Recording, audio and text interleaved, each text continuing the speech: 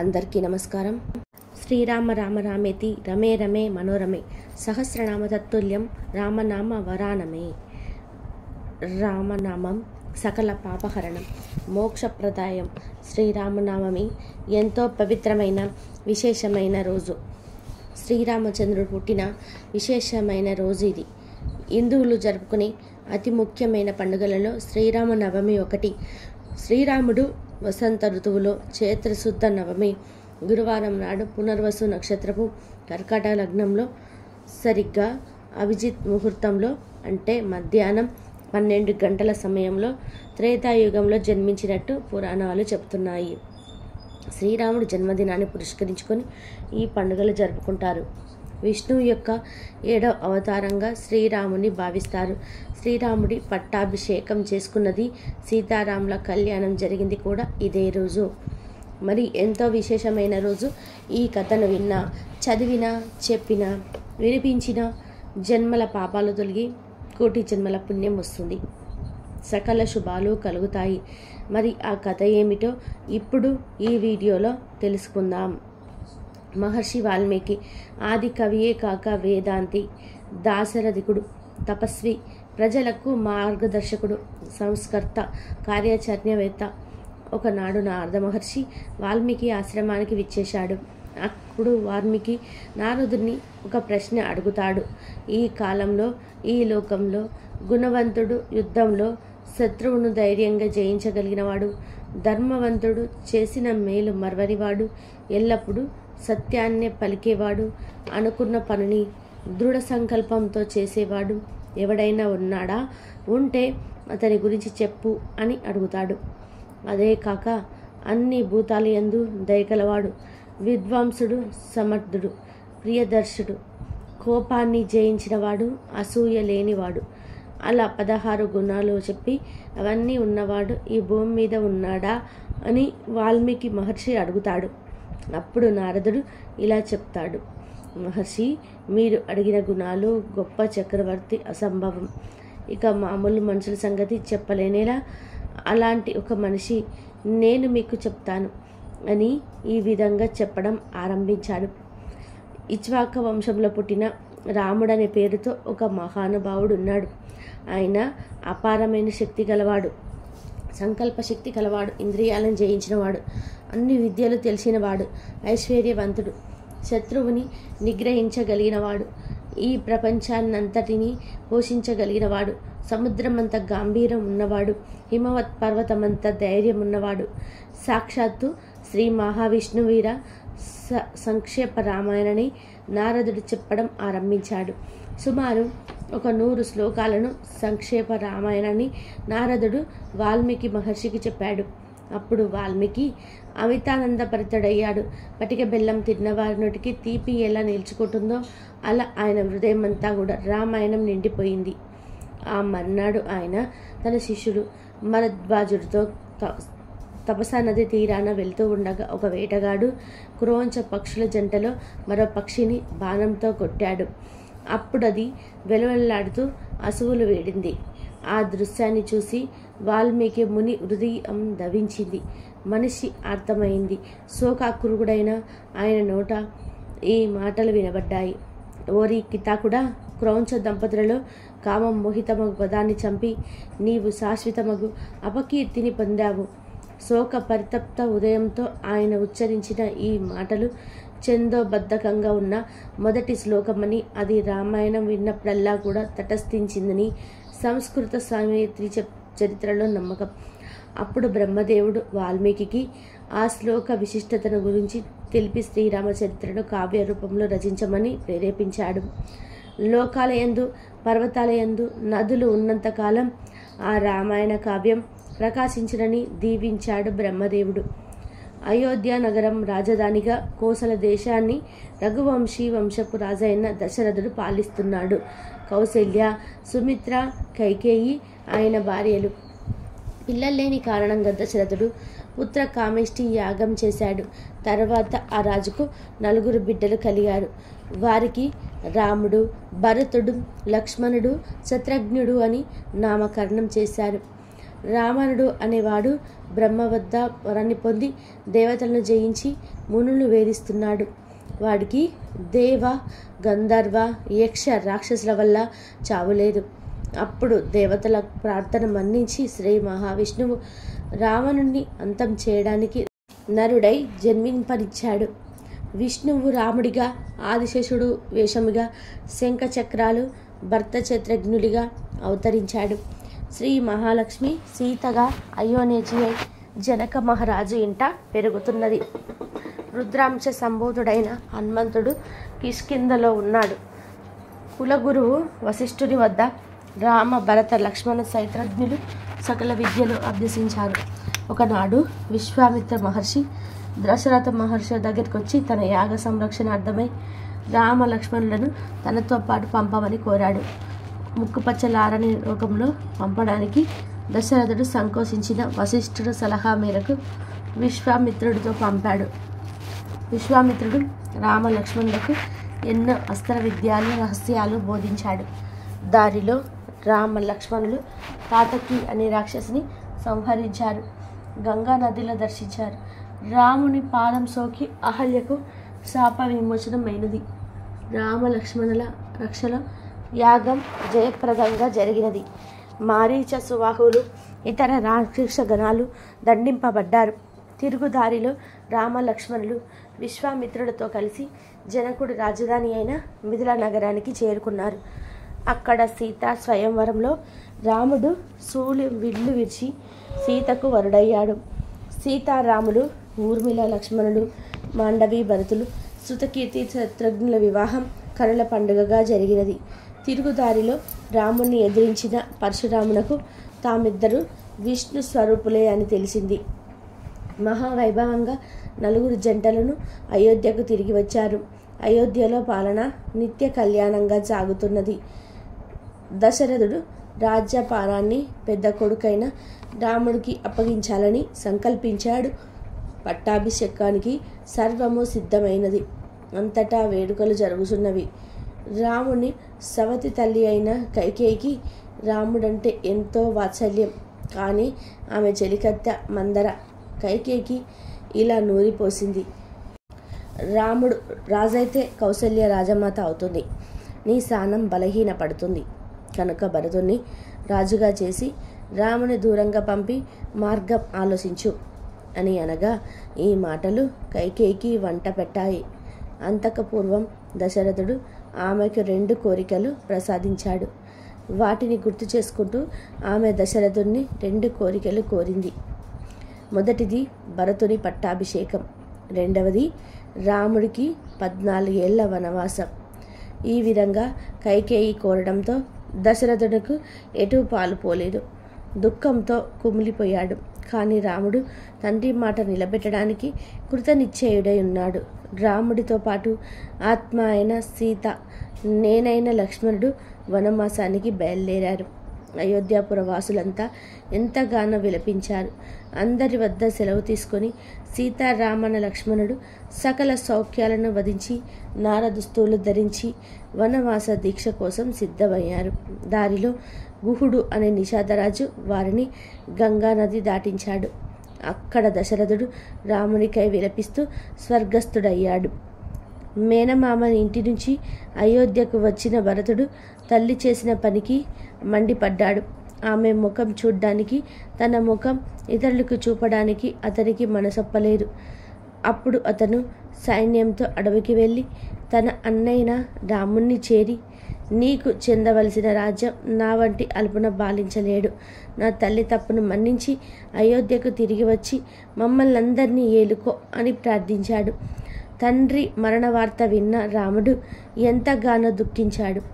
కానీ తండ్రి మాట నిలబెట్టడం మన కర్తవ్యం, వనవాస దీక్ష ముగిసవలసింది అని నిశ్చయించాడు రాముడు. అప్పుడు భరతుడు ఇలా పలికాడు, 14 సంవత్సరాల తర్వాత నీవు అయోధ్యకు రావడం, ఒక్కరోజు ఆలస్యమైన నేను ప్రాణాలు తెగిస్తాను. అంతవరకు నీ పాదుకలను సింహాసనం పైన ఉంచి మృత్యుడిగా నేను రాజ్యపాలన చేయిస్తాను అని అయోధ్యకు తిరిగి వెళ్ళాడు. సీతారామ లక్ష్మణులు మందాకిని తీరాన చిత్రకూటము అనే సుందర ప్రదేశంలో ఒక పర్ణశాల నిర్ణయించుకొని జపతపాది కార్యక్రమాలు నిర్వహిస్తూ కాలం గడుపుతున్నారు. వారు అత్రి మహాముని ఆశ్రమాన్ని దర్శించినప్పుడు సీతమ్మ వారు అనసూయ ఉపదేశాలను ఆశీర్వచనాలు గ్రహించింది. శాపవశాన విరాధుడు అనే రాక్షసుడైన తుంబురుడు రామ లక్ష్మణుల చేత సాఫల్యము చెందుతాడు. తర్వాత సీతారామ లక్ష్మణులు సుధీరుడు, అగస్త్యుడు వంటి మహర్షి ఆశ్రమాలను దర్శించి తర్వాత గోదావరి తీరాన పచ్చవతి వద్ద పర్ణశాల నిర్మించుకొని అక్కడ నివసించసాగాడు. అక్కడికి శూర్పణఖ అనే కామరూపిణి అయిన రాక్షసి వచ్చి రామ లక్ష్మణులను మోహించి సీతను తినేయడానికి సన్నద్ధమైనది. లక్ష్మణుడు ఆమె ముక్కు చెవులు కోసి పంపాడు. రోధిస్తున్న శూర్పణఖ కసి తీరడానికి ఆమె సోదరుడైన కరదూషణుడు అనే రాక్షసుడు 14,000 మంది రాక్షసులతో రాముడిపై దండెత్తారు. రాముడొక్కడే వారందరినీ చంపేశాడు. శూర్పణఖ వెళ్ళి దీంతో తన బాధను రాముడితో మొదలుపెట్టుకుంది. అప్పుడు కసితో రావణుడు మారీచుని మాయాలని రూపంలో పంపి రామలక్ష్మణులు దూరంగా వెళ్ళేలా చేసి తన సీతను ఎత్తుకుపోయాడు. అడ్డు వచ్చిన జటాయువు రెక్కలు తెగ నరికాడు. సీత కనిపించగా హఠాసుడైన రామలక్ష్మణుడు ఆమెను వెతకడం ఆరంభించారు. కొన ఊపిరితో ఉన్న జటాయువు వారికి సీతాపహరణం గురించి తెలిపి రాముడి చేతిలోనే కన్నుమూశాడు. దుఃఖంలో సీతను వెతుకుతున్న రామలక్ష్మణులకు కబంధుడు అనే రాక్షసుడు ఎదురయ్యాడు. వాడు శాప విమోచనం పొందుతూ సుగ్రీవులతో మైత్రి చేసుకోమని చెప్పాడు. ఆపై రామలక్ష్మణుడు మతంగముని ఆశ్రమంలో వారి కోసం ఎదురుచూస్తున్న సప్రి ఆతిథ్యం స్వీకరించి ఋషముఖ పర్వతానికి బయలుదేరారు. సుగ్రీవుడు వారణరాజు అన్నైన వారితో దురదృష్టవశాత్తు విరోధం సంభవించగా సుగ్రీవుడు అన్మదాది అనుచరుల తోడుగా ఋషముఖ పర్వతంపై ప్రాణభయంతో కాలం గడుపుతున్నాడు. హనుమంతుడు రామ లక్ష్మణుడు కలిసి సుగ్రీవుని వద్దకు తోలుకొని వెళ్ళారు. రాముడు సుగ్రీవుడు అగ్నిసాక్షిగా మిత్రులయ్యారు. వాళ్ళని వధించి రాముడు సుగ్రీవునకు వానరాజ్యం కట్టబెట్టారు. తర్వాత సుగ్రీవుడు వానరులో నలుదిక్కులకు సీతా అన్వేషణ నిమిత్తమై పంపాడు. అలా దక్షిణ దిశకు వెళ్ళిన వారిలో అంధకుడి నాయకత్వంలో హనుమంతుడు, జాంబవంతుడు, నీలుడు, మైందుడు, దిగుదుడు, సుశేలుడు వంటి మహావీరులు ఉన్నారు. వారు అంతా కలియజూస్తూ అనేక అవాంతరాలను అధిగమించి స్వయం ప్రభావన యోగిని సహాయంతో దక్షిణ సముద్ర తీరానికి చేరుకున్నారు. ఆపై దిక్కుతోచక వారు శోకంలో మునిగిపోయిన వారికి జటాయువు సోదరుడైన సప్రాతి కనిపించి రావణుడు సీతను అపహరించి లంకలో దాచాడని చెప్పారు. ఇక 100 యోజనాల దూరమున్న సముద్రాన్ని దాటి లంకకు ఎలా వెళ్లాలో తెలియక వానరులు తర్జన భర్జనం పడసాగారు. అప్పుడు జాంబవంతుడు ఈ కార్యానికి హనుమంతుడే సమ్మతుడని, హనుమకు అసాధ్యమైన పని లేదని ధైర్యం చెప్పాడు. తన శక్తి తెలుసుకున్న హనుమంతుడు మహాతేజంతో ప్రకాశించాడు. హనుమంతుడు సన్నద్ధుడై దేవతలకు మొక్కి మహేంద్రగిరిపైనున్న లగించాడు. దారిలో మైనాకుడి ఆదిత్యాన్ని వినయంతో తిరస్కరించి సురస అని నాగమాత పరీక్షను దాటి సినిహ అని ఛాయాగ్రహ రాక్షసిని సంహరించి రామబాణమున లంకను వారినాడు.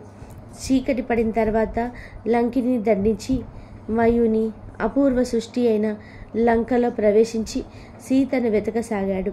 చిన్న శరీరం ధరించి హనుమంతుడు రావణుడి మందిరంలోను, వానసాలలోను, పుష్పక విమానంలోని అన్ని చోట్ల సీతను వెతికాడు. నిద్రిస్తున్న స్త్రీలలో మండోదరిని చూసి సీతాన్ని భ్రమించాడు. మరల తప్పు తెలుసుకొని అన్వేషణ కొనసాగించాడు. సీతమ్మ జాడ కానక హనుమ చింతించాడు. ఏమి చేయాలో తోచలేదు అతడికి. ఊరకని వెనుకకు మర్రి అందరినీ నిరాశపరచడానికి సిద్ధపడలేక ఆత్మహత్యకు కూడా ఉపక్రమించబోతూ ఉండగా అశోకవనం కనిపించింది హనుమకు. రామ లక్ష్మణులకు, జానకికి, రుద్రునకు, ఇంద్రునకు, యమునకు, వాయువునకు, సూర్యచంద్రులకు, మరికత్మనులకు, బ్రహ్మకు, అగ్నికి సకల దేవతలకు నమస్కారం చేసి అశోకవనంలో సీతను వెతకడానికి బయలుదేరాడు హనుమంతుడు. అక్కడ సిన్సుపా వృక్షం కింద రాక్షస కాంతులచే వీడించబడుతూ సింహాల మధ్య ఉన్న లేడివలే భయంతో కృషించిన సీతను చూశాడు హనుమంతుడు. జాడలెరిగి ఈమె సీతయ్య అని నిర్ధారించుకున్నాడు. అక్కడికి కామాతూలుడైన రాజు వచ్చి ఆమెను బెదిరించి తనకు వశం కావాలని ఆదేశించాడు. శ్రీరాముని బాలాగ్నితో లంకం భస్మం అవ్వడం తథ్యమని సీతారాముడికి గట్టిగా చెప్పింది. 1 నెల మాత్రం గడువు పెట్టి రావణుడు వెళ్ళిపోయాడు. రాక్షస కాంతలు సీతను నయాన భయాన అతిక్రమించ చేయాలని ప్రయత్నిస్తూ ఉండడం వల్ల ప్రాణత్యాగం చేయాలని సీతను నిశ్చయించుకుంది. వారిలో సహృదయైన ద్రిజట అనే రాక్షస కాంతకు ఒక కల వచ్చింది. అది ఏంటి అంటే తెల్లని ఏనుగు ఎక్కువచ్చి రామలక్ష్మణులు సీతను తీసుకుపోయినట్టు, లంక నాశనమైనట్టు, రావణులంతా హతమైనట్లు వచ్చిన ఆ కథ విని రాక్షస కాంతలు భయపడ్డారు. సీతకు శుభశకనాలు కనిపించసాగాయి. ఇక ఆలస్యం చేయరాదని హనుమంతుడు సీతకు కనిపించి మెల్లగా తన వృత్తాంతాన్ని, రాముడి దుఃఖాన్ని వివరించి రాముడిచ్చిన ఉంగరాన్ని ఆమెకు అందించాడు. సీత దుఃఖించి అందరి క్షేమ సమాచారాలు అడిగి ఆపై రావణుని వర్ణించమని కోరింది. అప్పుడు హనుమంతుడు రాముణ్ణి ఇలా వర్ణించాడు భక్తితో. అమ్మా సీతమ్మ, రాముడు ఆజానువాహుడు, అరవింద దయాద రక్షకుడు, శుభలక్షణాలు కలవాడు, అరణ్య సుందరుడైన రాముడు అతని సోదరుడైన లక్ష్మణుని మన్నించగా సీత ఊరడిల్లింది. హనుమంతుని ఆశీర్వదించి తన చూడామణిని ఆనవాలుగా ఇచ్చింది. 1 నెలలో రాముడు తనను కాపాడుకున్న తను బతకనని చెప్పింది. ఇక హనుమంతుడు పనిలో పనిగా రావణుతో మాట్లాడాలని, లంకను పరిశీలించాలని నిశ్చయించుకున్నాడు. వెంటనే ఉగ్రాకారుడై వనాన్ని అడ్డు వచ్చిన వేలాది రాక్షసులను, రావణుడు పంపిన మహావీరులను హతం చేసి కారుడు వలె మక తోరణాన్ని అధిష్ఠించి కూర్చున్నాడు. చివరకు ఇంద్రజిత్ వేసిన బ్రహ్మాస్త్రానికి ధ్వంసమైనట్టు నటించి రాముడి వద్దకు వెళ్ళాడు. సీతమ్మను అప్పచెప్పి రాముణ్ణి శరణు వీడి లంకను కాపాడుకోమని, ప్రాణాలు దక్కించుకోమని హితవు చెప్పాడు. దీంతో రావణుడు ఉగ్రుడై హనుమంతుడి తోకకు నిప్పు పెట్టమని ఆదేశించాడు. దీంతో హనుమ కాలుని తోకతో లంకను దహించి మరొక్కసారి సీతను దర్శించి మరలా వెనకకు ప్రయాణమై మహేంద్రగిరిపై వేలాడు. చూశాను సీతను అని జరిగిన సంగతులన్నీ సహచరులకు వివరించాడు. ఆపై అంతా కలిసి సుగ్రీవుడు రామ లక్ష్మణులు ఉన్న చోటకు వచ్చి సీతను జాడను, ఆమె సందేశాన్ని వివరించారు. ఆపై చేయవలసింది ఆలోచించమని కోరాడు. ఇక హనుమంతుడు చేసిన అపకారానికి రాముడు ఇంతటి క్లిష్ట కార్యాన్ని మరెవరూ సాధించలేరు. మా అందరి ప్రాణాలను ఆప్తుడు నీవు, నీ వంటి దూత మరొకరు లేరు. ఆనందం కంటే నీకేం ఇవ్వలేను అని హనుమను కౌగిలించుకున్నాడు. తర్వాత అందరూ తగ్గించి యుద్ధాన్ని నిశ్చయించారు. సరైన సమయం చూసి వీరుడి నాయకత్వంలో బ్రహ్మాండమైన దక్షిణాలకు పయనమై సాగర తీరం చేరుకుంది. అక్కడ లంకలో రావణుడు పెద్ద విషయమై తన వారితో చర్చింపసాగాడు. అతని తమ్ముడైన విభీషణుడు, అంటే రావణుడి తమ్ముడైన విభీషణుడు రావణుడితో విభేదించి సాగరం దాటి రాముడి శరణు జొచ్చాడు. కానున్న లంకాధిపతివని రాముడు విభీషణుడికి ఆశ్రయమిచ్చి కానున్న లంకాధిపతిగా సాగర జలాలతో అభిషిక్తుని చేయించాడు. ఇక సాగరాన్ని దాటడానికి అద్భుతమైన వారధి నిర్మాణం విశ్వకర్మ కొడుకైన నరుడి పర్యవేక్షణలో ప్రారంభమైనది. 5 రోజులలో 100 యోజనాల పొడవు మరి 10 యోజనాల వెడుపు గల వారధి పూర్తిగాగా వానర మల్లూక సేనగా రామ లక్ష్మణులు వారధి దాటి లంకను చేరారు. నీరుడి నాయకత్వంలో ఆ సేన మరో సాగరంలాగా ఉంది. రామకార్యానికి సన్నద్ధమై ఉన్నది. రావణుని చారల వల్ల తెలిసిన సమాచారం ప్రకారం రానసేన రామ లక్ష్మణులు అజయులు, అసమానుడు కనుక యుద్ధం వినాశ హేతువును కొందరు ఎరిగినదే. ముఖ్యంగా ప్రహస్తుడు, ఇంద్రజిత్తు, నికుంభుడు వీరిలో ఎవరైనా తప్పక రామలక్ష్మణులను కరదేర్చగలడని. కనుక ఇక ఇంద్రుడు వజ్రాయుధాన్ని గండిపోచిన తలిచే కుంభకర్ణుడు తను యుద్ధానికి రావాల్సిన అవసరమే రాదని రావణుడి విశ్వాసం. ఇరుపక్షాల వారు దోహాలు సన్నద్ధం చేసుకున్నారు. చిట్ట చివరి ప్రయత్నంగా రాముడు పరిచిన అంగద రాయబారం విఫలమైనది. దీంతో వారసైన జతతి బలో రామో లక్ష్మణశ్చ మహాబలః రాజా జయతి సుగ్రీవో రాగమేనాది పాహిందః అంటూ లంకను ముట్టడించింది. మహాయుద్ధంతో పూన బోంతరాలు కంపిస్తున్నాయి. వానరుల చేతలో రాక్షసుల వీరులు భంగపడ్డారు.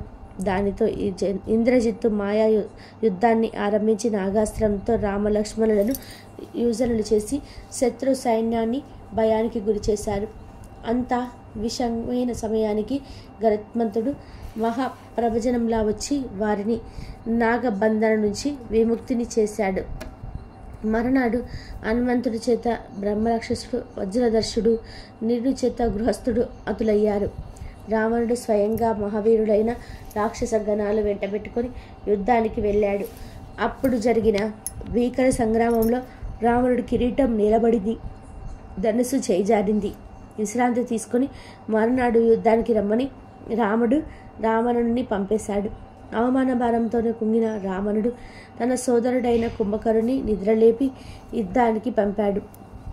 కుంభకర్ణుడు వారిని కనకన నమిలి మింగుతూ ఎంతో అడవిని అగ్నిగాల్చినట్టుగా వానసేనను నాశనం చేశాడు. లక్ష్మణుడి బాణాలకి కుంభకర్ణుని నిలువరించాయి. రాముడు దివ్య అస్త్రాలతో వారి బాహువులను ఉరుములను ఖండించగా వాడు పర్వతంలాగా కింద పడ్డాడు. వాడి కింద పడి ఎంతో రాక్షసులు కూడా నశించారు. శోకిస్తున్న రావణుణ్ణి ఊడరించి మరనాడు దేవాంతక, నరాంతక, అధికాయ, త్రిశలుడు అనే రావణులందరూ, మత్తుడు, ఉన్మత్తుడు అని రావణ సోదరుడు అందరూ మహాసూరులు భీకరమైన యుద్ధానికి దిగారు. వారు అంగదుని, హనుమంతుని, లక్ష్మణుని చేత అతులయ్యారు. ఇక ఇంద్రజిత్తు బ్రహ్మాస్త్రాన్ని సంధించాడు. దానితో అందరూ ముచ్చిల్లారు. రామ, లక్ష్మణ, హనుమంతుడు కూడా బ్రహ్మాస్త్రాన్ని మన్నించక తప్పలేదు. ఎలాగూ తిరుగు తెచ్చుకున్న జాంబవంతుడు హిమవత్ పర్వతంలో ఉన్న ఔషధాలను తెమ్మని హనుమకు పురమాయించాడు. హనుమంతుడు పర్వత సమేతంగా ఔషధాలను తెచ్చి అందరినీ పునర్జీవితులను చేసి బల్ల పర్వతాన్ని యథాస్థానంలో ఉంచి వచ్చాడు. ఇంద్రజిత్తు బ్రహ్మశీలుడు రామకష్టాన్ని సాధించడానికి నిగూఢిలా యజ్ఞం ప్రారంభించాడు. లక్ష్మణుడు అందరి ఆశీర్వాదాన్ని పొంది హనుమంతుని భుజాలపై ఆసీనుడై వెళ్ళి యజ్ఞాన్ని భగ్నం చేసి యుద్ధానికి తలపడ్డాడు. ఆ భీకర శబ్దంలో ఆకాశాన్ని బాణాలు కంపేశాయి. చివరికి రాముడి పేరు చెప్పి సౌమిత్రి సంధించిన 5 అస్త్రంతో ఇంద్రజిత్తు తల తెగిపడింది.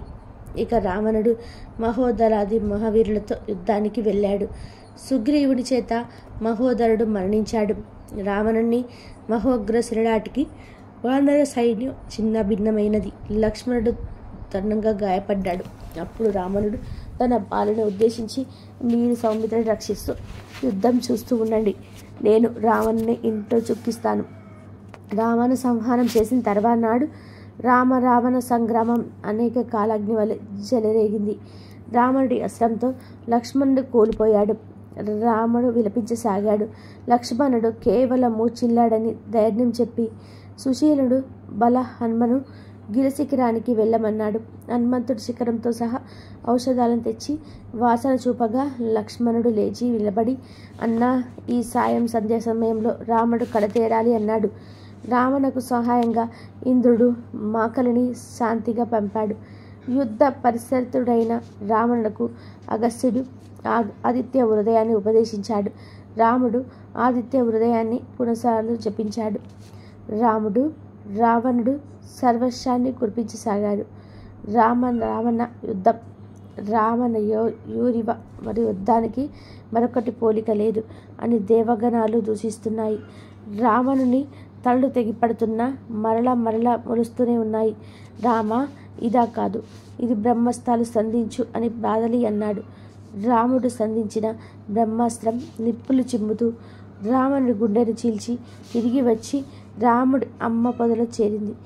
దీంతో రాముడు ఎలపెక్కిన కర్ణలతో శరదలసిన దేహంతో కోటి సూర్యుల ప్రకాశంతో దలసను నేల కానిచ్చి మరో చేత బాణాన్ని తిప్పుతూ శోభిల్లాడు. సకల దేవతలను రాముడికి అంజన ఘటించాయి. తర్వాత సీత అగ్ని ప్రవేశం చేసి తన ధర్మవతిని లోకానికి నిరూపించింది. సీతారామ లక్ష్మణులు సపరివారంగా అయోధ్యకు తిరిగి వచ్చారు. వైభవంగా సీతారాముల పట్టాభిషేకం జరిగింది. శ్రీరామ పట్టాభిషేకం తర్వాత అయోధ్యలో అంతటా శుభ సంతోషాలు వెల్లివిరిశాయి. శ్రీరాముడి పాలనలో ప్రజలు ఏ కష్టం లేకుండా సుఖంగా జీవనం సాగించేవారు. అందుకే ఇప్పటికీ శ్రేయో రాజ్య పరిపాలనకు రామరాజ్యాన్ని ఉదాహరణగా చెప్తారు. ఇలా ఉండగా ఒకరోజు రాముడు ఏకాంత సమయంలో సీతను చేరి, దేవి, నీవు తల్లివి కాబోతున్నావు, నీ మనసులో ఏమైనా కోరిక ఉంటే చెప్పు అని అడిగాడు. అందుకు సీత, నాదా, గంగా తీరంలో ఉన్న ముని ఆశ్రమాలలో పళ్ళు కందమూలాలు ఆరగిస్తూ ఒక్కరోజు గడపాలని ఉంది అని చెప్తుంది. అందుకు సరే అంటాడు రాముడు. కానీ సీత కోరిక వినగానే చాలా బాధపడతాడు. అక్కడి నుంచి సభా మంటపానికి వెళ్ళిన రాముని విజయుడు, మధుమంతుడు, కాశ్యకుడు, పింగళుడు, కుటుడు, సురాచుడు మొదలైన వారు హాస్య కథలు చెప్పి రాముని సంతోషపరుస్తారు. తర్వాత రాముడు ప్రసన్నుడై భద్రునితో, భద్ర, నా పరిపాలన ఎలా ఉంది? ప్రజలకు నేనంటే సమస్య లేవుగా, నిజం చెప్పు అని అడుగుతాడు. అందుకు భద్రుడు, మహారాజా, సత్యసంధునివైన నీకు నిజం చెప్తున్నాను. ప్రజలు నీ పరాక్రమాలను, రావణ సంహారాన్ని మేనోళ్ళ పొగుడుతున్నారు. అయితే రావణచరణం కొన్నాళ్ళు ఉన్న సీతను తిరిగి మీరు భార్యగా స్వీకరించడం మాత్రం రకరకాలుగా చెప్పుకుంటున్నారు. ఇలా అంటున్నందుకు నన్ను మన్నించండి అన్నారు. రాముడు సరే అని వారందరినీ పంపించి విషాదచిత్తుడే తమ్ముళ్ళని పిలుస్తాడు. వారు రావడంతోనే రాముడి వదన చూసి నిశ్చేష్టులవుతారు. రాముడు వారిని కూర్చోమని జరిగిన సంగతి అంతా కూడా వివరిస్తాడు. లక్ష్మణ, సూర్యచంద్రుడు, అగ్ని, ఇంద్రాది దేవతలు కూడా సీత సౌశల్యాన్ని సాగించారు. కానీ ఆమెపై అయోధ్యలో ఇంకా అపవాదం తొలగలేదు. ప్రజా ఇష్టం లేని పరిపాలన సూర్యుడు లేని పగల వంటిది. ఇప్పుడు నాకు ఆమెను పరిత్రగించ తప్ప వేరే మార్గం కనపడం లేదు. కొద్ది సమయం కిందటే సీత తనకు ముని ఆశ్రమాన్ని చూడాలని ఇష్టంగా ఉన్నదని కోరగా ఆమె సరే అని అనుమతించాను. నువ్వు మాట్లాడకు, ఆమెని గంగానది తీరంలోని ఆశ్రమాల వద్ద తోలిరా అని అంటాడు. ఆజ్ఞ అని అంటాడు. దీంతో లక్ష్మణుడు మాట్లాడక ఉదయాన్నే రథం సిద్ధం చేయమని మంత్రి సుమంతునకు చెప్పి సీత వద్దకు వెళ్ళి, తల్లి, ఆశ్రమంలో గడపాలన్న నీ కోరిక మేరకు నేడు నిన్ను ముని ఆశ్రమానికి గంగానది వద్దకు తీసుకువెళ్ళమని అన్న ఆనది ఇచ్చారు. అనగానే సీత సంతోషంగా అతనితో గంగానదికి ప్రారంభమవుతుంది. గంగానదిని దాటిన తర్వాత ముని ఆశ్రమం తీరం వద్ద, తల్లి, నా పాపాన్ని క్షమించు, నేను ఇక్కడికి తీసుకువచ్చింది ఈ తీరంలో వదిలి వెళ్ళడానికి కానీ తిరిగి అయోధ్యపురికి తీసుకుపోవడానికి కాదు అని అసలు సంగతి చెప్పగా ఆమె మూర్ఛపోయి తీరుకొని, నాయన సౌమిత్రి, నేను కష్టాలు అనుభవించడానికే పుట్టాను అని అనిపిస్తుంది. పూర్వజన్మ పాపం పట్టి పీడించక తప్పదు మరి. అప్పుడు అరణ్యాలలో భర్త తోడుతో గడిపాను. ఇప్పుడు ఒంటరిగా నీ భర్త నిన్నెందుకు విడిచిపెట్టారని అడిగే మునిపద్దులకు ఏమి బాబు చెప్పేది? సరే, విధిరాత అనుభవించక తప్పదు. ఆయన మాటను గౌరవిస్తానని చెప్పు. నా నమస్కారాలు తెలియచేయి అని పలుకుతుంది సీత. ఇక లక్ష్మణుడు ఆమె పాదాలకు మొక్కి ప్రదక్షిణ చేసి వెళ్ళలేక గంగా తీరం దాటి వెళ్తాడు. సీత అతను వెళ్ళేంత వరకు అక్కడే ఉండి పెద్దగా ఏడుస్తూ కుప్ప కూలిపోయింది. ముని బాలకుల ద్వారా ఈ సంగతి తెలుసుకున్న వాల్మీకి ఆమెను తన ఆశ్రమానికి తీసుకువచ్చి, అమ్మాయి, నీవు జనకుడి కూతురు, దశరథుడి కుమార్తెవు, రాముడి విల్లాలివి, నీవు అతి పవిత్రురాలివి. నిన్ను తపశక్తితో సర్వము గ్రహించాను. నీవు నిశ్చింతగా ఉండు. ఇక్కడ మునిసితులందరూ నిన్ను కన్నె కూతురు వలె చూసుకుంటారు అని ఓదారుస్తారు. ఆయన ఆశ్రమంలో ఇలా తనని పేరున పిలిచి జానకీదేవికి ఎలాంటి కష్టం కలగకుండా చూసుకునే బాధ్యతను అప్పగిస్తాడు. అక్కడ కొంతకాలానికి జానకీదేవి ఈ ఇద్దరు బాలకులకు జన్మనిస్తుంది. వారు లవకుశ నామదేవులే. దినదిన ప్రవర్ధమానం అవుతూ అటు వేద విద్యలోను ఇటు క్షాత్ర విద్యలోను తిరుగులేని వారుగా ప్రకాశిస్తూ ఉంటారు. తర్వాత రాముడు రాజసూయ యాగాన్ని ప్రారంభిస్తాడు. అప్పుడు భూమండలంపై ఉన్న రాజులందరూ రాముని అభినందించి కానుకలు సమర్పించి కొనసాగారు. ఇలా అత్యంత ప్రతిష్టాత్మకంగా ఏడాది పాటు అశ్వమేధ యాగం కొనసాగింది. దీన్ని మెచ్చుకొని వారు లేరు. అప్పుడు వాల్మీకి మహర్షి శిష్య సమేతంగా వచ్చేస్తాడు. భరత శత్రుఘ్నులు ఆయన కోసం సౌకర్యవంతమైన పర్ణశాలను ప్రత్యేకించి నిర్మించి విడిది ఏర్పాటు చేస్తారు. విడిదిలోకి చేరిన తర్వాత వాల్మీకి లవకుశలను కూర్చోబెట్టుకొని, చిరంజీవులారా, మీకు నేర్పిన రామాయణాన్ని రాజ్య మార్గను మును ఆసవాలను యజ్ఞవాటిక దగ్గర రాముడి మందిరం దగ్గర శ్రావ్యంగా స్తుతిబద్ధంగా మధురంగా ఆలపించండి. రోజుకు 20 శబ్దాలు పాడండి. ఫలాలు దుంపలు ఆరగించండి. ఎవరైనా ధనమిస్తే స్వీకరించకండి. మీరు ఎవరు అని ప్రశ్నిస్తే వాల్మీకి శిష్యులం అని మాత్రమే చెప్పండి. ప్రభువైన శ్రీరాముని మాత్రం చులకనగా చూడకండి అని బోధిస్తాడు. మర్నాడు ఉదయం లవకుశులు వాల్మీకి ఉనికి నమస్కారం చేసి ఆయన ఆశీర్వాదంతో రామాయణ గానం అయోధ్య నలుదిశలా ఆరంభిస్తారు. ఆ గానామృత మాధుర్యానికి జనులు సమ్మోహితులై వారిని వెంబడిస్తారు. దేశం నలుమూలల కుశలవుల గాన మాధుర్యం గురించి చర్చలు జరుగుతూ ఉంటాయి. రాముడు కూడా ఆ గానాన్ని విని ముగ్ధుడవుతాడు. యజ్ఞ కర్మ పూర్తి కాగానే ఒక సభను ఏర్పాటు చేసి మునులు, రాజులు, పండితులు, సంగీత విద్వాంసులు, భాషావేత్తలు, వేద కోవిదులు, సకల విద్యా పారంగతులు ఆశ్రీనులైన సమయాన రాముడు కుశలవులను తమ గాన మాధుర్యమాన్ని వినిపించమని కోరుతాడు. మొదటి శబ్దం నుంచి 20 శగ్గల వరకు వారి అతిరమ్యంగా గానం చేయగా సభాసతులు చెప్పి వారి గాన మాధుర్యానికి జేజేలు చెప్తారు. రాముడు భరతుడితో ఈ బాలునకు 18,000 బంగారు నాణెములు బహుకరించమని కోరగా లవకుశులు తమకు ఎలాంటి ధనము కారకులు అవసరం లేదని తిరస్కరిస్తారు. రాముడి కోరిక మేరకు వారు ప్రతిరోజు రామాయణాన్ని గానం చేస్తారు. అది విని రాముడు మీరు సీతాపుత్రులని గ్రహిస్తాడు. ఉద్భుతల్ని వెంటనే పిలిపించి మీరు వాల్మీకి మహాముని వద్దకు వెళ్ళి నా మాటగా ఇలా చెప్పండి. మహర్షి, రాముడు నమస్కరించి మీకు విన్నవిస్తున్నది ఏమిటంటే, ఈ కావ్యం విన్నాను, అతి రమ్యంగా ఉన్నది. మీరు నిజంగా జానకీదేవి కలంకర రహితాన్ని భావిస్తే ఆమె సభాముఖానికి తీసుకువచ్చి ఆ విషయం ఆమె నిరూపించుకోవాలని చెప్పగా వారు వాల్మీకిని కలిసి తిరిగి వచ్చి రేపు సీత తన నిర్దోషిత్వాన్ని ప్రకటిస్తుంది కాబట్టి ఆమెపై అభాండాలు వేసిన వారు కూడా సభకు రావచ్చని వాల్మీకి సెలవిచ్చాడని చెప్తారు. ప్రకటన విన్నవారంతా ఇటువంటి ధర్మపాలన నీకే చెల్లుతుంది అని రాముని మెచ్చుకున్నారు. సీత తన ప్రాతిపత్యాన్ని నిరూపించుకోవడానికి కాషాయంబరాలు ధరించి ఒక్క మారు రాముడు వంక చూసింది. 2 చేతులు జోడించింది.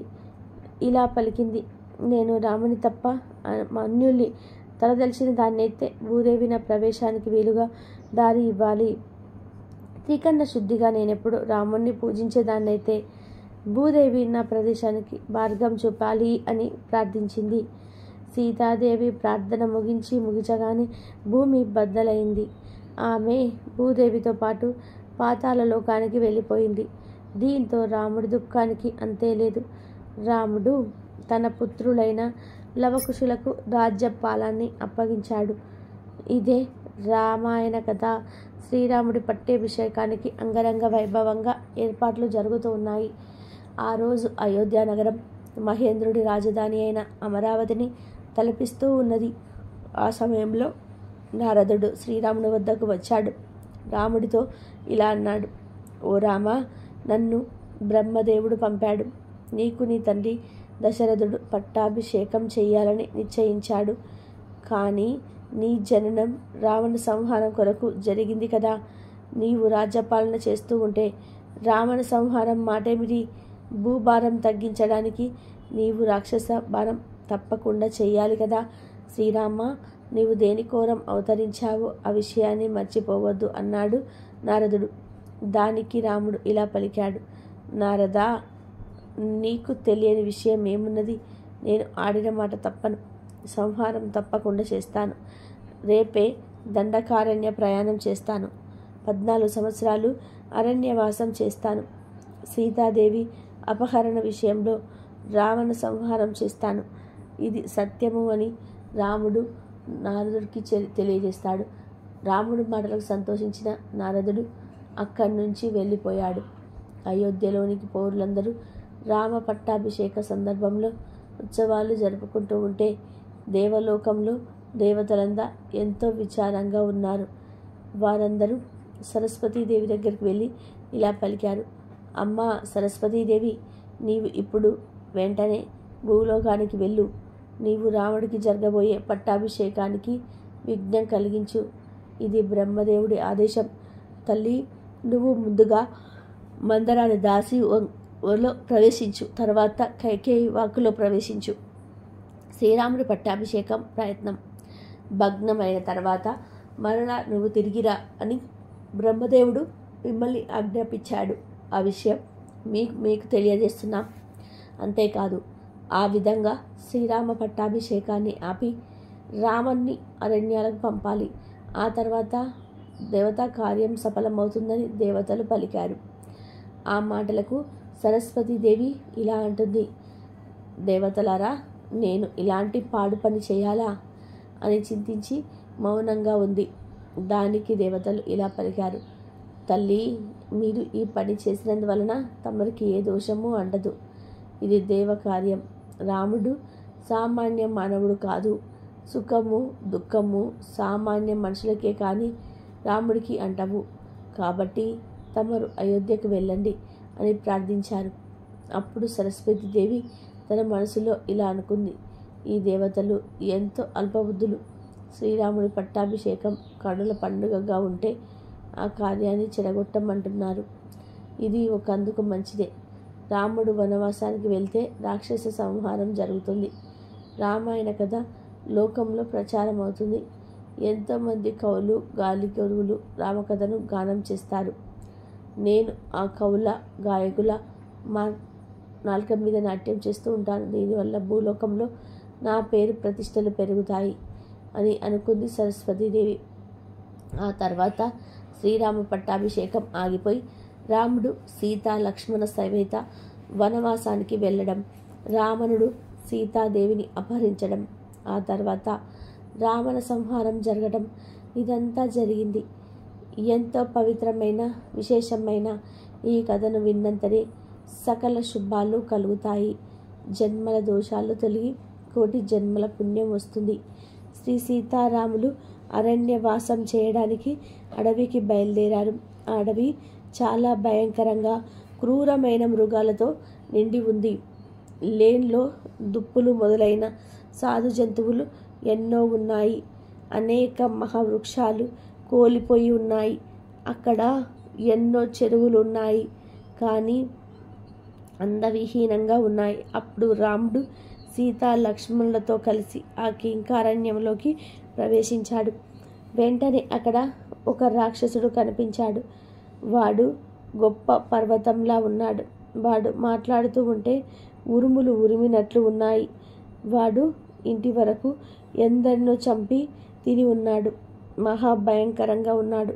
వికృతంగా వంకర టింకరలుగా చాలి బాణం కడుపుతో బీభత్సంగా ఉన్నాడు. ఆ రూపానికి తోడుగా వాడు పులి చర్మం కట్టుకొని ఉన్నాడు. వాడు తినడానికి ఇనుప శూలానికి 3 సింహాలు, 4 పులులు, 2 తోడేళ్లను, 10 జింకలను, పెద్ద దంతంగా ఉన్న ఏనుగు తలను ఒకటి గుచ్చి భుజం మీద పెట్టుకొని ఉన్నాడు. సీతను, రాముణ్ణి, లక్ష్మణుణ్ణి చూసేసరికి వాడు అగ్గైపోయాడు. వెంటనే ఆకాశం చిల్లులు పడేలాగా అరుస్తూ భూమి వణికిపోయేటట్లు అడుగులు వేసుకుంటూ వచ్చి వెంటనే సీతను పట్టుకొని తన భుజం పైన పెట్టుకున్నాడు. ఎవరు మీరు? విల్లంబులు ఖడ్గాలు ధరించి వారితో కూడి ఇక్కడికి వచ్చారు. ఇది నా నివాసం. మీరు ఆయుముడి ఇక్కడికి వచ్చారు. ముని వేషాలు వేసుకున్నారు.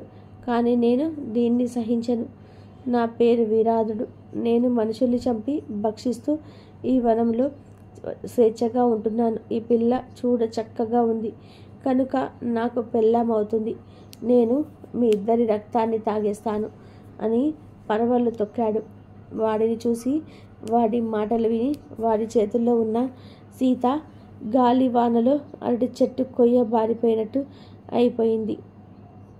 ఆ దృశ్యం చూడగానే రాముడికి నోట మాట రాలేదు. కానీ ఎలాగో అతి కష్టం మీద మాట తెచ్చుకొని లక్ష్మణుడితో ఇలా అన్నాడు. తమ్ముడా లక్ష్మణ, జనక మహారాజు అయిన కూతురు సీత నా భార్య. అయినా సీతకే గతి పట్టిందో చూడు. వరం కోరినప్పుడు కైక ఏమి జరుగుతుందో అని భావించిందో అది ఇప్పుడు సంభవించింది. తన కొడుక్కి రాజ్యం కావాలని కోరుకుంది. నేను వనవాసం చేయాలని కోరుకున్నది. ఆమె వెనకాలన్న ఉద్దేశం ఏమిటో నువ్వు గ్రహించావా? అరణ్యాలలో ఉండే మనకు ఆపద తప్పకుండా వస్తుందని గ్రహించి మన సర్వనాశనం ఆమె కోరుకుంది కాబట్టే ఆమె అలా ఊహించి ఆ కోరికను కోరింది. ఆ కోరిక ఇప్పుడు నెరవేరింది. నాన్నగారిని విడిచి వచ్చినందుకు, నాకు రాజ్యం లేకుండా పోయినందుకు నాకు దిగులు లేదు. కానీ సీతను మరొకరు తాగడం నాకు ఎంతో దుఃఖంగా ఉంది అంటూ కళ్ళల్లో నీళ్లు పెట్టుకున్నాడు శ్రీరాముడు. అది చూసిన లక్ష్మణుడు ఎంతో కోపంతో కాలసర్పంలాగా రాసుకుంటూ ఇలా అన్నాడు. అన్నా, నువ్వు సకల జగత్తుకు దేవుడవు, దేవేంద్రుడితో సమానమైన వాడవు. నీ సేవకుని నేను ఉండగా నువ్వెందుకు అలా దుఃఖిస్తావు? నేను ఒక బాణంతో క్రూర రాక్షసుడైన ఈ మిరానుడిని కూలగొడతాను. కైకమాత భరతుడికి రాజ్యం కావాలన్నప్పుడు నాకు భరతుడి మీద వచ్చిన కోపం అంతా ఇంత కాదు. ఆ కోపాన్ని ఇప్పుడు ఈ విరాధుడి పైన చూపించి అతన్ని చంపేస్తాను. ఇంద్రుడు పర్వతం మీద వజ్రాయుధం వదిలిపెట్టినట్లు ఇతన్ని నేను చంపేస్తాను అని లక్ష్మణుడు పలికాడు. రాముని లక్ష్మణుడిని చూసిన విరాధుడు వికటహాస నవ్వుతున్నాడు. అప్పుడు లక్ష్మణుడు ఇలా పలికాడు. ఎవడ్రా నీవు అని అడిగాడు. అప్పుడు విరాధుడు, నేను అడిగిన ప్రశ్నే మీరు నన్ను అడుగుతున్నారు. మీరు ఎవరు, ఎక్కడికి వెళ్తున్నారు అని అడిగారు. దానికి రాముడు ఇలా అన్నాడు. మేము ఇక్ష్వాకు వంశీయులం, క్షత్రియులం, దశరథ మహారాజు కొడుకులం. మా నాన్నగారి ఆజ్ఞ మీద మేము వనవాసం చేయడానికి వచ్చాం. మరి నువ్వు ఎవరు, ఈ దండకారణ్యంలో ఎందుకు ఉన్నావు అని అడిగాడు. అది విని విరాధుడు రాముడితో ఇలా పలికాడు. రామా, విను. నా తండ్రి జయుడు, నా తల్లి సతహోద రాక్షసులందరూ నన్ను విరాధుడు అని పిలుస్తారు. ఎలాంటి శస్త్రాలతోనూ ఎవరు కూడా నన్ను చంపలేరు, నరకలేరు, చీల్చలేరు. నేను ఘోర తపస్సు చేసి బ్రహ్మదేవుని మెప్పించి ఈ వరాన్ని పొందాను. మీరు ఈ సుందరి మీద ఆశ వదిలి వెళ్ళిపోండి, పరిగెత్తిపోండి, లేకుంటే మాట దక్కదు. నిజానికి మీ ప్రాణాలకు నాకేమీ పని లేదు అన్నాడు విరాధుడు. ఆ మాటలు వినేసరికి రాముడికి ఎంతో కోపం వచ్చింది. ఓరి దుష్టుడా, ఉత్తమ స్త్రీ మీద ఆశ పెట్టుకొని నీవు చాలా నీచమైన కోరికను కోరుకుంటున్నావు. ఇదే నీ మరణానికి కారణమవుతుంది. నా ఎదుట నువ్వు ప్రాణాలతో పోలేవు అని గర్జించి వెంటనే ధనస్సు ఎక్కుపెట్టి కరకు బాణాలు తొడిగి లాగి విరాజుని కొట్టాడు శ్రీరాముడు. ఈ విధంగా 7 బాణాలు విడిచాడు. అవి గరుత్మంతుల్లాగా వాయువేగంతో వెళ్ళి విరాధుణ్ణి నాటుకున్నాయి. నెమలి రెక్కల కొంకాలు ఆ బాణాల కొనలు 7 విరాధుడి శరీరంలోకి దూసుకుపోయాయి. అవి విరాధుడి రక్తంలో తడిసి అగ్నిజ్వాల వలె నేల మీద పడ్డాయి. ఆ దెబ్బలు తిన్న విరాధుడు కోపగించి సీతను కిందకి దించి శూలం పుచ్చుకొని రాముడి మీదకు, లక్ష్మణుడి మీదకు ఉరికాడు. అతను అలా ఉరుకుతున్నప్పుడు మృత్యుదేవత నోరు తెరుచుకొని మీద పడినట్లయింది. అప్పుడు రామలక్ష్మణుడు విరాధుడి మీద సర్వ వర్షం కురిపించారు. అందుకు విరాధుడు ఒళ్ళు విరుచుకున్నాడు. వారు వేసే బాణాలు వారి శరీరం మీద పడి కిందకు పడుతున్నాయి. ఆ వరం మహిమ వల్లే అతడు ప్రాణాలు కోల్పోకుండా ఉన్నాడని రామలక్ష్మణులకు అర్థమైంది. దాంతో రామలక్ష్మణులు విరాధుడి మీద శరవర్షాన్ని కురిపించారు. దెబ్బల మీద దెబ్బలు కొట్టారు. అప్పుడు విరాధుడు మిక్కిలి కోపంతో పర్వతంలాగా చలించకుండా రామలక్ష్మణులను చేత్తో పట్టుకొని అడవిలో పరిగెత్తుతూ బయలుదేరాడు. అప్పుడు రాముడు లక్ష్మణుడితో ఇలా అన్నాడు. తమ్ముడా, వీడు ఈ దారిలో మనల్ని తీసుకుపోవడమే మంచిది. వీడు మనం వెళ్ళవలసిన దారిలోని బయలుదేరాడు అని లక్ష్మణుడితో అన్నాడు. విరాధుడు ఇద్దరిని భుజాల మీద ఎక్కించుకొని పిడుగులు పడుతున్నట్టుగా అరణ్యంలోకి బయలుదేరాడు. అడవి ఎంతో దట్టంగా ఉంటుంది. అందులో ఆకాశం అంతా కూడా రకరకాల చెట్లు ఉన్నాయి. చిత్ర విచిత్రమైన పక్షులు కూడా ఉన్నాయి. రకరకాల విషసర్పాలు ఎన్నో ఉన్నాయి. ఆ అరణ్యంలో వాడు నిరాటంకంగా నడిచిపోసాగాడు విరాధుడు. రాముని లక్ష్మణుని విరాధుడు ఎత్తుకుపోతుండడం చూసి సీతాదేవి ఇలా పలుకుతుంది. నా రాముడు సత్యవాది, శీలవంతుడు, రౌద్రాధకారుడైన ఈ రాక్షసుడు లక్ష్మణుడితో పాటు నా రాముణ్ణి కూడా తీసుకుపోతున్నాడు. నా రాముని లక్ష్మణుని వదిలిపెట్టి నన్ను తీసుకుపో అంటూ సీత గొంతెత్తి ఏడ్చింది. అది విన్న రాముడు లక్ష్మణుడు ఆ రాక్షసుని సంహరించాలి అనుకున్నారు. వెంటనే లక్ష్మణుడు విరాధుడి ఎడమ చేతిని నరికేశాడు. రాముడు కుడి చేతిని నరికేశాడు. దాంతో విరాధుడు నీలి మేఘం వలె పర్వత శిఖరం కూలినట్టు నేల కూలిపోయాడు. వెంటనే రాముడు లక్ష్మణుడితో ఇలా పలికాడు. లక్ష్మణ, విరాధుడు బ్రహ్మదేవుడి వరం వల్ల ఇంకా చనిపోలేదు కనుక ఇతని గుంత తీసి పాతి పెడదామన్నాడు. దాంతో విరాధుడు, రామ, నువ్వు మహేంద్ర సమానుడువు. నీ చేతిలో నేను చనిపోయాను. అజ్ఞానం వల్ల నువ్వు ఎవరో నేను తెలుసుకోలేకపోయాను. కౌశల్య కడుపు చల్లగా నువ్వు మహానుభావుడవు. నీ సంగతి, లక్ష్మణుడి సంగతి నాకు తెలియక ఇంత ఇబ్బంది కొని తెచ్చుకున్నాను. నేను పూర్వం ఒక గంధర్వుణ్ణి, కుబేరుడి దగ్గర అధికార వర్గంలో ఒకరిని.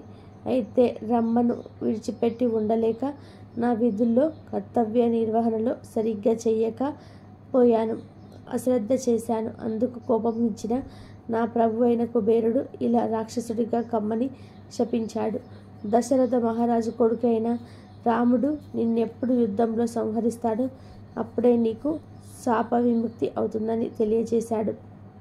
అప్పుడే నువ్వు స్వర్గానికి వస్తావని కుబేరుడు చెప్పి నాకు ఉపశాంతిని కలిగించాడు. కాబట్టి నేను నీ అనుగ్రహం వలన ఆ శాపం నుండి విముక్తుడై ఇప్పుడు స్వర్గానికి వెళ్ళిపోతున్నాను అని తెలియజేశాడు విరాధుడు. ఓ రామ, ఇక్కడికి ఆమెడ దూరంలో ధర్మాత్ముడైన శరభంగ మహర్షి ఉన్నాడు.